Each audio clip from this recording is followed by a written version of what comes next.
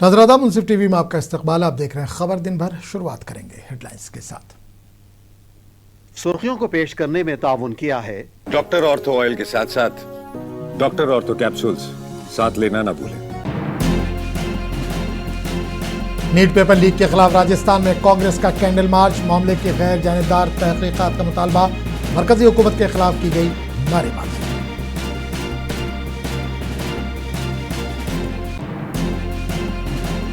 राम मंदिर चंदा चोरी मामला। अरविंद केजरीवाल ने मुलगीर दस्तखती मुहिम का किया आगाज। बीजेपी ने सियासी ड्रामा करार दिया।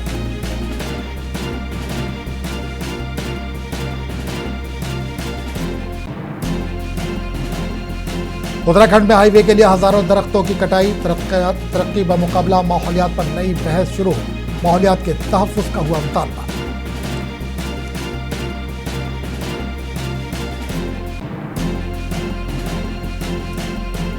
अमेरिका के ईरान पर बड़े फजाई हमले। 140 फौजी अहदाफ पर निशाना। तेहरान का जवाबी वार। खित्ते में जंग के बादल मजीद गहरे।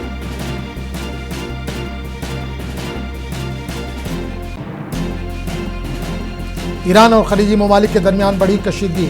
अमरीकी बमबारी के बाद तेहरान ने 5 खलीजी ममालिक को बनाया निशाना।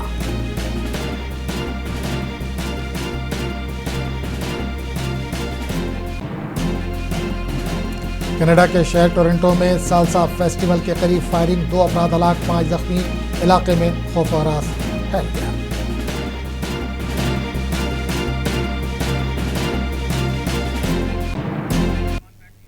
और खबरों की तफसील। राजस्थान में कांग्रेस सेवा दल ने नीट इम्तिहान के मुबैना पेपर लीक के बाद खुदकुशी करने वाले तालिब इल्म को खराज अकीदत पेश करने के लिए कैंडल मार्च निकाला। ये मार्च रियासती कांग्रेस हेडक्वार्टर से शुरू होकर शोहदा यादगार तक निकाला गया। इस मार्च की क़यादत तिकाराम जूली और राजस्थान कांग्रेस सेवा दल के सदर हेम सिंह शेखावत ने की, जबकि बड़ी तादाद में कांग्रेस सेवा दल के कारकुन भी इसमें शरीक हुए। कांग्रेस रहनुमाओं ने नीट इम्तिहान के मुबैना पेपर लीक मामले की गैर जानिबदाराना तहकीकात, जिम्मेदारों के खिलाफ सख्त कार्रवाई और तलबा के मुस्तकबिल के तहफ़्फ़ुज़ का मुतालबा किया। मुज़ाहिरीन ने कहा कि ऐसे वाक़यात नौजवानों के एतमाद को मजरूह करते हैं, इसलिए हुकूमत को इम्तिहानी निज़ाम में शफ़ाफ़ियत और इंसाफ को यकीनी बनाना चाहिए। इस दौरान एहतजाजियों ने मोदी हुकूमत के खिलाफ जमकर नारेबाजी की। सरकार शर्म करो, शर्म करो, शर्म करो, शर्म नहीं तो डूब मरो, डूब मरो, डूब मरो, मोदी तेरी तानाशाही नहीं चलेगी, नहीं चलेगी। देखिए, ऐसी निर्दयी, निरंकुश, निष्ठुर सरकार हमने नहीं देखी कि 22 बच्चे सुसाइड कर चुके हैं। मोदी जी के मुंह से एक शब्द नहीं निकल रहा। धर्मेंद्र प्रधान का इस्तीफा नहीं हो रहा। पेपर लीक माफिया लगातार जो है साठ-गांठ करके इस सरकार के अंदर लगभग 90 के आसपास पेपर लीक हो चुके हैं। जब मोदी जी राजस्थान आए, उन्होंने कहा कि अब पेपर लीक से मुक्ति, लेकिन कब मिलेगी? बच्चे सुसाइड कर रहे हैं, एक शब्द आप नहीं बोल रहे हो, किसी पे कार्रवाई नहीं कर रहे हो। एनटीए के अंदर जिन लोगों को नियुक्ति मिली, वो नियुक्ति किसने दी? कोई जांच कर रहे हो आप? राजस्थान के अंदर देश का सबसे कड़ा कानून है। हिंदुस्तान का जो कानून है उससे भी 10 गुना मजबूत कानून है, जिसकी वजह से जो पेपर लीक सीकर में हुआ उसका मुकदमा राजस्थान के अंदर दर्ज नहीं हुआ, सीबीआई के अंदर दर्ज कराया ताकि वहां आरोपियों को छूट मिल सके। आम आदमी पार्टी के रुकने पार्लियामेंट संजय सिंह ने कहा कि सोनम वांगचुक पिछले 14 दिनों से दिल्ली के जंतर मंतर पर भूख हड़ताल कर रहे हैं। वो सिर्फ और सिर्फ हमारे और हमारे बच्चों के लिए जंग लड़ रहे हैं। हमारी जिम्मेदारी है कि हम इनका भरपूर साथ दें। संजय सिंह ने 20 जुलाई को मुनक्किद होने वाले पार्लियामेंट तक मार्च में शामिल होने की नौजवानों से अपील की है। जय हिंद साथियों, सोनम वांगचुक देश के एक प्रतिष्ठित सामाजिक कार्यकर्ता, जिन्होंने लद्दाख के अधिकारों के लिए लंबी लड़ाई लड़ी, पद यात्राएं की, जेल में उनको डाला गया, यातनाएं दी गई उनको, कई दिनों तक लद्दाख के अधिकारों के लिए अनशन पे रहे, अपनी जान को जोखिम में डाला। इस वक्त वो जंतर मंतर पे हैं, लड़ाई लड़ रहे हैं पेपर लीक के खिलाफ। सोनम वांगचुक की उम्र कितनी है? 59 साल की उम्र है उनकी। उनको कोई एग्जाम नहीं देना है, किसी परीक्षा में वो फेल नहीं हुए हैं। बहुत ही योग्य व्यक्ति हैं, वो किसके लिए अनशन पे बैठे हुए हैं? इस देश के करोड़ों नौजवानों के लिए अनशन पे बैठे हुए हैं। आम आदमी पार्टी के कौमी कन्वीनर अरविंद केजरीवाल ने अयोध्या के राम मंदिर के लिए जमा किए गए चंदे में मुबैना बेज़ाब्तियों के खिलाफ मुल्कगीर दस्तखती मुहिम का आगाज के सिलसिले में दिल्ली के रोहिणी इलाके के जापानी पार्क में सुंदरकांड पाठ का भी एहतमाम किया गया। अरविंद केजरीवाल ने कहा कि यह मुहिम भगवान हनुमान के आशीर्वाद से शुरू की जा रही है। इन्होंने अवाम से अपील की कि वो वज़ीर-ए-आज़म नरेंद्र मोदी के नाम खुतूत पर दस्तखत करके राम मंदिर के चंदे में मुबैना बेज़ाब्तियों के जिम्मेदार अफराद के खिलाफ सख्त कार्रवाई का मुतालबा करें।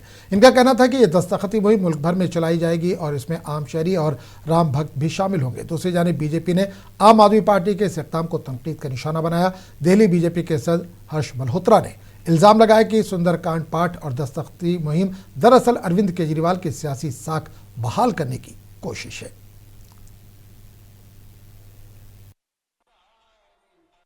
आज हमारा सबका यहाँ आने का मकसद है कि जो अयोध्या में श्री राम मंदिर में डकैती हुई है, उससे पूरी दुनिया के राम भक्तों को बहुत ठेस पहुंची है।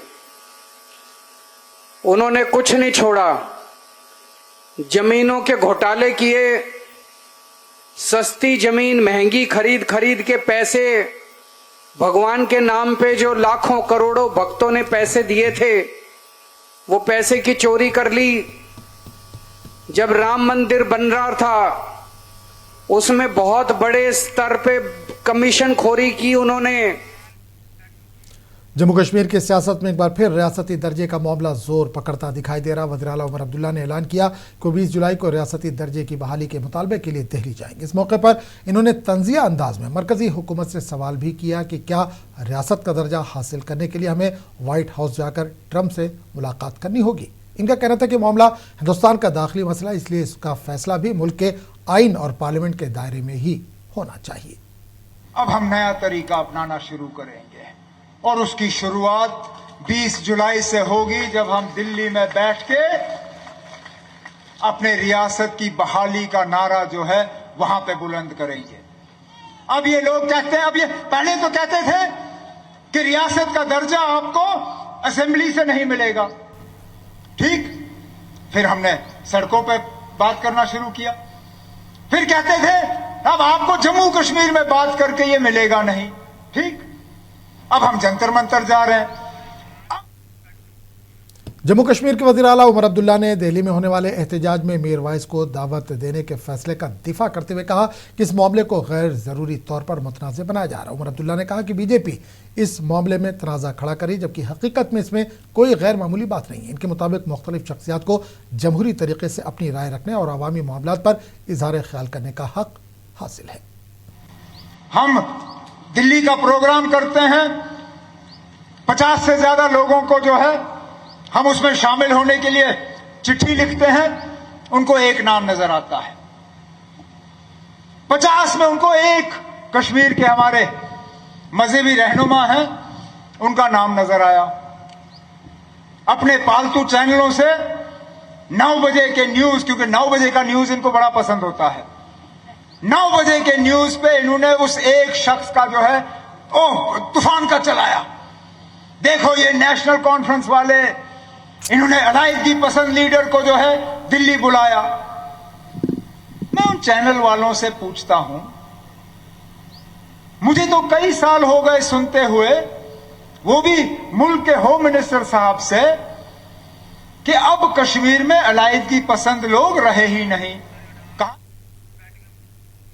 छत्तीसगढ़ के दारुल हुकूमत रायपुर में कांग्रेस कानून साज पार्टी का इजलास अपोजिशन लीडर चरणदास महंत के सरकारी रिहाइशगाह पर मुनक्किद हुआ। इजलास के बाद मीडिया से गुफ्तगू करते हुए चरणदास महंत ने कहा कि कांग्रेस आइंदा असेंबली इजलास में रियासत में बढ़ते जराइम, रेत के कानों और नकटी गांव को उजाड़ने के मामले पर हुकूमत को सख्ती से घेरेगी। इन्होंने कहा कि नकटी गांव के मसले पर कांग्रेस हुकूमत के खिलाफ तहरीक अदम एतमाद भी पेश करेगी। इनका इल्जाम था कि रियासती हुकूमत अवामी मसाइल को हल करने में नाकाम रही है और कई अहम मामलात में जवाबदेही से बच रही है। आज के बैठक में माननीय हमारे कांग्रेस के अध्यक्ष महोदय दीपक भाई जी आए थे। हमने उन्हें निवेदन किया था, बुलाए थे, क्योंकि संघर्ष का समय है और ये सड़कों पे जो संघर्ष कर रहे हैं उन संघर्षों की भी हमें विधानसभा में जरूरत है, इसलिए उन्होंने विशेष कृपा की यहाँ आए। आज उनके 3 साल पूरे हो गए हैं, इसलिए हम सब विधायक साथियों ने उनको बधाई भी दी, उनका स्वागत भी किया। उत्तराखंड में 743 करोड़ रुपए की लागत से 4 लेन हाईवे मंसूबे के लिए तकरीबन 4,369 दरख्त काटे जा रहे हैं, जिस पर मुकामी लोगों और माहिरीन माहौलियात ने शदीद एहतजाज किया। हुकूमत का कहना है कि मंसूबा बेहतर राब्ते और 4 धाम यात्रा को आसान बनाने के लिए जरूरी है। जैसे जैसे तरक्की में तेजी आ रही है, उत्तराखंड में बुनियादी ढांचे की तरक्की और माहौलियाती तहफ्फुज़ को मुतवाज़न करने का चैलेंज एक बार फिर बहस का मौजू बन गया है। भनियावाला, जोली ग्रांट हवाई अड्डे और ऋषिकेश को जोड़ने वाले 743 करोड़ रुपए लागत वाले 4 लाइन हाईवे प्रोजेक्ट के लिए सेटमोर रिजर्व फॉरेस्ट में तकरीबन 4,369 दरख्त काटे जा रहे हैं। National highway authority of India के जरिए नाफिज किए जाने वाले इस प्रोजेक्ट का मकसद कनेक्टिविटी को बेहतर बनाना, ट्रैफिक की भीड़ को कम करना और 4 धाम यात्रा के दौरान नकल व हरकत को आसान बनाना है। ओहदेदारों का कहना है कि जानवरों के लिए मुनासिब क्रॉसिंग की जगह भी फराहम किए गए हैं। इस बात को जहन में रखते हुए एलिवेटेड कॉरिडोर भी तामीर किए जा रहे हैं। क्योंकि ये सेक्शन एक क्रिटिकल फॉरेस्ट सेक्शन से निकलता था, तो उसमें हमने प्लानिंग स्टेज में ही अपना कुछ ऐसे मेजर्स इस प्रोजेक्ट में इंक्लूड कराए कि फॉरेस्ट एरिया हम मिनिमम डाइवर्ट कराएं। हम जो एनिमल्स वहाँ पे फ्रीक्वेंटली हाईवे आज की डेट में करंटली रोड से क्रॉस करते हैं, उनको सूटेबल क्रॉसिंग की स्पेस प्रोवाइड करें, जिससे कि ह्यूमन एनिमल कॉन्फ्लिक्ट कम से कम हो। बड़े पैमाने पर दरख्तों की कटाई ने एहतिजाज को जन्म दिया है। मुकामी रिहायशी और माहिरीन माहौलियात मौजूदा सड़क को चौड़ा करने की जरूरत पर सवाल उठा रहे हैं। उनका कहना है कि बेहतर ट्रैफिक मैनेजमेंट और मुतबादिल रास्तों से इलाके की हरियाली की हिफाजत की जा सकती थी और माहौलियाती नुकसान को कम किया जा सकता था। बावजूद इसके खिलाफ में काम हो रहा है। मुकामी रिहायशियों ने हुकूमत के इस मंसूबे के खिलाफ एहतिजाज किया है। माहौलियात के तहफ्फुज़ के लिए काम करने वाली तंजीमों ने हुकूमत के मंसूबे की मुखालिफत की है। लोगों का कहना है कि अगर दरख्त काटे जाएंगे तो सांस लेना मुश्किल हो जाएगा। हमारे पास बहुत सारे ऑप्शंस थे, इसके बावजूद दरख्त काटे जा रहे हैं। सभी रोड पे एक्सीडेंट होते हैं। और रही सिर्फ ये 7 मोड़ की बात, तो पूरा पहाड़ से आगे ऋषिकेश से पूरा पहाड़ी चालू होता है और सब कर्व है ना, कहीं प्लेन नहीं है ना रोड। तो पहले वो सारी रोड भी सीधी कर दीजिए, वहाँ भी बहुत एक्सीडेंट होते हैं। रोज खाई में बसें गिरी होती हैं, रोज ओवर स्पीड कर रहे होते हैं। वहाँ तो ऑल वेदर रोड बन गया ना, फिर रोज वहाँ पे लैंडस्लाइड होता है। क्यों नहीं आज तक उसको क्योर कर पा रहे? ये और पेड़ क्यों काट रहे हैं? पहले उसको तो क्योर कर दें। हम ये बोलना चाहते हैं कि यहाँ पे हजारों की संख्या में पेड़ काटे जा रहे हैं। तो मैं आपको एक बात क्लियर बता देता हूँ, वृक्ष होंगे नष्ट तो सांस लेने में होगा कष्ट। ये सिर्फ हमको ही नहीं है, सांस हर किसी को लेनी है, चाहे आप राजनेता हो, चाहे आप फॉरेस्ट में हो, चाहे आप पुलिस के हो, चाहे आप किसी में भी हो, सांस हर किसी को लेनी है। तो इसलिए हम यहाँ पे विरोध कर रहे हैं। विकल्प भी बहुत थे, हम विकल्प भी थे। अगर हम सड़कों के केवल किनारे पेड़ों को न काटते तो हम ऊपर एक ऐसी अंडरग्राउंड रेल वो भी बना सकते थे। अगर आप देखें कि वहाँ नीचे ऋषिकेश से अंदर ही अंदर अगर हम भानेवाला तक एक वो सुरंग टाइप करके रास्ता बना देते तो हमारे पेड़ बच जाते। इस प्रोजेक्ट का मकसद कनेक्टिविटी को बेहतर बनाना है।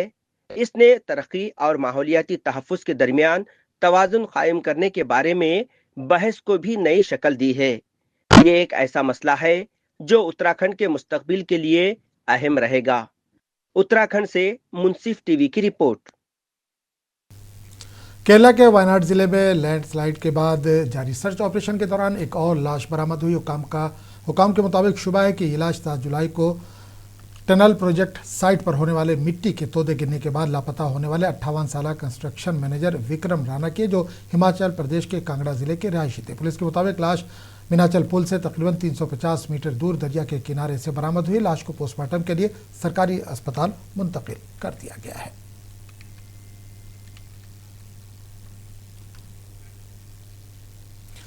जनूबी हिंद की नामवर प्लेबैक गुलकारा एस जानकी की आखिरी रसूमात मैसूरू के करीब वाक़ उनके फार्म हाउस पर अदा कर दी गई। इस मौके पर कर्नाटक के वजीर यथेंद्र सिद्धारमैया, मारूफ अदाकारा जयमाला, फिल्मी सनत से ताल्लुक़ रखने वाले मुतादिद शख्सियात, सरकारी हुक्काम और बड़ी तादाद में इनके मद्दाहों ने इसमें शिरकत की।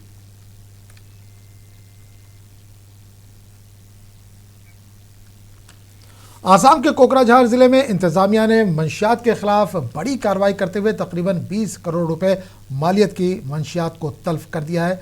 गोसाई गांव में की गई इस कार्रवाई के दौरान गांजा, हेरोइन और अफीम समेत मुख्तलिफ अक़साम के जब्त शुदा मंशियात को बाज़ाब्ता नजर आतिश कर दिया गया। हुकाम के मुताबिक तल्फ की गई मंशियात मुख्तलिफ मुकदमात में जब्त की गई थी, जिन्हें कानूनी कार्रवाई मुकम्मल होने के बाद तबाह कर दिया गया है।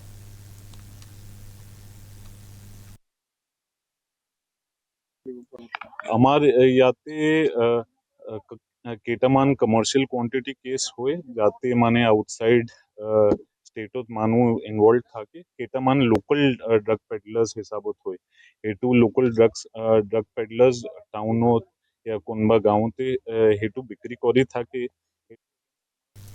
अपना हुर्मुज़ के करीब तजारती कंटेनर GFS गैलेक्सी पर हमले की हिंदुस्तान ने सख्त मजम्मत की है। वज़ारत ख़ारजा ने इन हमलों को अमन व अमा के लिए ख़तरनाक करार दिया। बयान में मज़ीद कहा गया कि ख़ित्ते में तजारती जहाज़ों पर मुसलसल होने वाले हमले इंतहाई तशवीशनाक है। वज़ारत ख़ारजा के मुताबिक जहाज़ पर सवार 11 हिंदुस्तानी शहरियों में से अब तक 10 को बचा लिया गया है, जबकि एक हिंदुस्तानी शहरी के लापता होने की इत्तला है।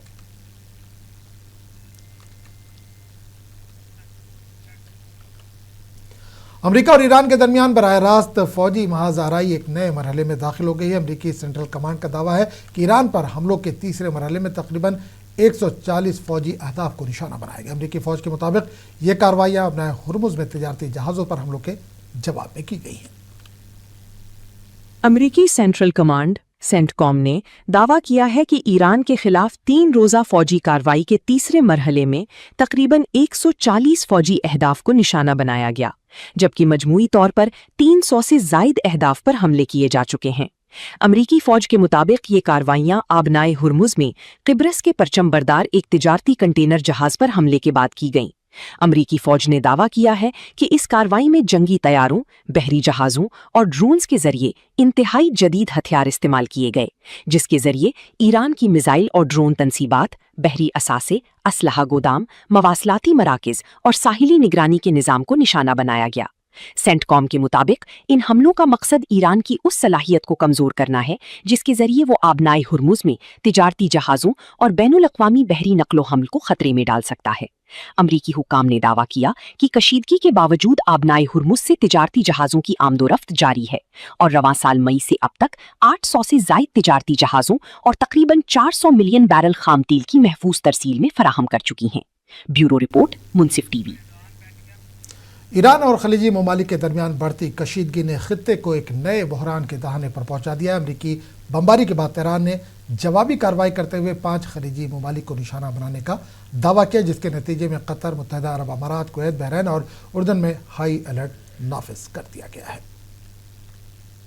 और ईरान के दरमियान बढ़ती हुई कशीदगी ने पूरे खलीजी खित्ते को एक बार फिर गैर यकीनी सूरत हाल से दो चार कर दिया है।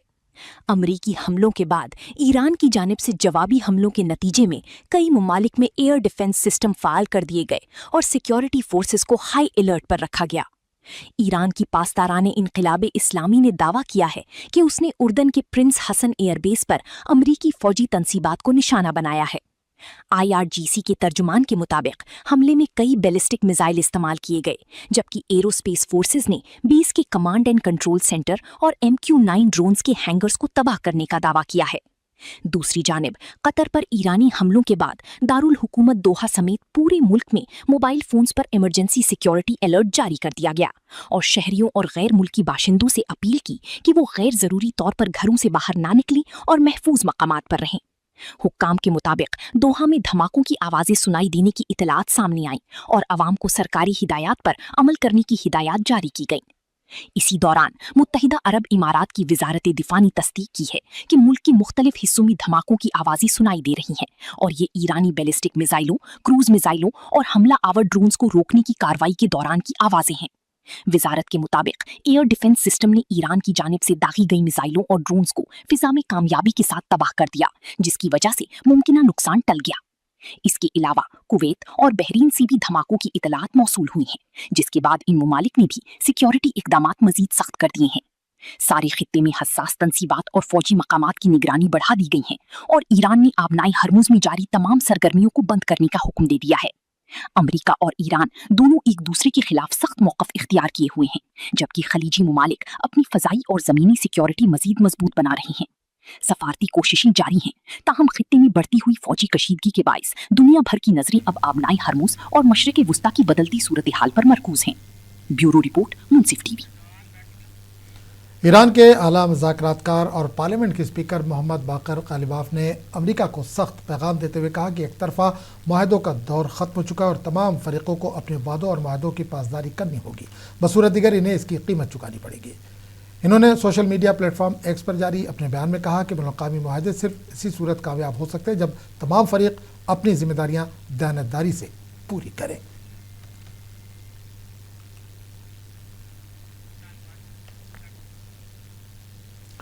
वियतनाम के सियाहती जजीरे फुकोक के करीब पेश आने वाले कश्ती हादसे में 15 हिंदुस्तानी सयाह हलाक हो गए। हादसे का शिकार होने वाली स्पीड बोट में 32 हिंदुस्तानी सयाहों समेत मजमूई तौर पर 36 अफराद सवार थे। हिंदुस्तानी सिफारतखाने के मुताबिक 21 अफराद को बचा लिया गया है। वियतनाम के जजीरे फुकोक के करीब समंदर में पेश आने वाले हादसे ने कई खानदानों को गम में मुब्तला कर दिया। हुकाम के मुताबिक एक स्पीड बोट हफ्ते के रोज समंदरी सफर के दौरान तेज लहरों और खराब मौसम के बायस उलट गई। कश्ती में कुल 36 अफराद सवार थे, जिनमें 32 हिंदुस्तानी सयाह और 4 मकामी अमले के अरकान शामिल थे। रेस्क्यू टीमों ने फौरी कार्रवाई करते हुए 21 अफराद को बचा लिया, ताहम 15 सयाह इस हादसे में हलाक हो गए और सभी महलूकीन का ताल्लुक हिंदुस्तान से है। हिंदुस्तानी सिफारत खाने के मुताबिक हलाक होने वालों में 10 अफराद का ताल्लुक तमिलनाडु, 3 का आंध्र प्रदेश और 2 का केरला से था। मरने वालों में 2 खवातीन भी शामिल हैं।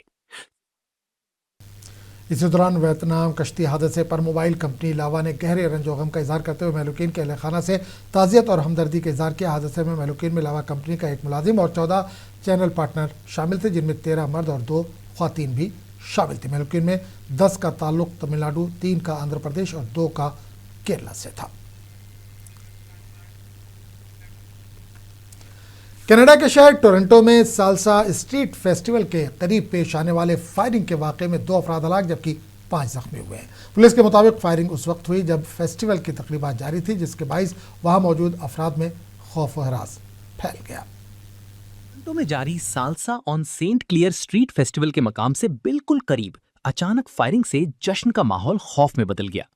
पुलिस के मुताबिक वाकया सेंट क्लियर एवेन्यू वेस्ट और आर्लिंगटन एवेन्यू के करीब पेश आया, जहां हजारों अफराद लातीनी अमरीकी सकाफत के इस सालाना मेले में शरीक थे। पुलिस का कहना है कि फायरिंग के नतीजे में 2 अफराद जान की बाजी हार गए, जबकि 5 दीगर गोली लगने से जख्मी हुए, जिन्हें फौरी तौर पर अस्पताल मुंतकिल कर दिया गया। वाकये के फौरन बाद पुलिस ने इलाके को घेरे में लेकर अवाम को वहां जाने से गुरेज करने की हिदायत की। बादशाह हुक्काम ने बताया कि जाए वक़ुआ को महफूज बना दिया गया है, ताहम हमला आवार या हमला आवारों को ताहाल गिरफ्तार नहीं किया जा सका। फेस्टिवल के इतराफ पुलिस की भारी नफरी तैनात रही, जबकि वाकये की तहकीकात जारी है। टोरंटो को शुमाली अमरीका के महफूज तरीन बड़े शहरों में शुमार किया जाता है, जहां इस नौइयत के अवामी मकामात पर मुहल्लक फायरिंग के वाकयात निस्बतन कम देखने में आते हैं। पुलिस इस वाकये की हर जाविये इसके मुहर्रकात की तफ्तीश कर रही है और हमला आवारों की तलाश में मसरूफ है। ब्यूरो रिपोर्ट, मुंसिफ टीवी। हिंदुस्तानी क्रिकेट टीम के नए T20 कप्तान श्रेयस अय्यर ने इंग्लैंड दौरे में मुसलसल शिकस्तों के बाद एतराफ़ किया कि टीम इंग्लिश हालात के मुताबिक खुद को जल्द ढालने में नाकाम रही। हालिया दौरे में हिंदुस्तान को आयरलैंड के खिलाफ 2-0 और इंग्लैंड के खिलाफ 5 मैचों की T20 सीरीज में 4-0 से शिकस्त का सामना करना पड़ा था, जिसके बाद टीम की कारकर्दगी पर सवाल उठाए जाने लगे। तो अब देखिए रिपोर्ट, हमें दीजिए इजाज़त, आदाब। हिंदुस्तान के नए T20 कप्तान श्रेयस अय्यर ने एतराफ़ किया कि टीम इंग्लिश हालात के मुताबिक खुद को ढालने में नाकाम रही और आयरलैंड और इंग्लैंड दोनों के खिलाफ उसे शिकस्त का सामना करना पड़ा। इंग्लैंड के दौरे में टीम का मुजाहरा निहायत मायूस कुन रहा, जिसमें हिंदुस्तान को मुसलसल 6 मैचों में शिकस्त हुई। हिंदुस्तान की T20 वर्ल्ड कप फतह के बाद सूर्या कुमार यादव की जगह कप्तानी संभालने वाले अय्यर के लिए कप्तानी का आगाज मुश्किल साबित हुआ। Hasn't been any particular point, but you see we kept on going from one venue to another and we kept on facing challenges, especially in terms of the dimensions,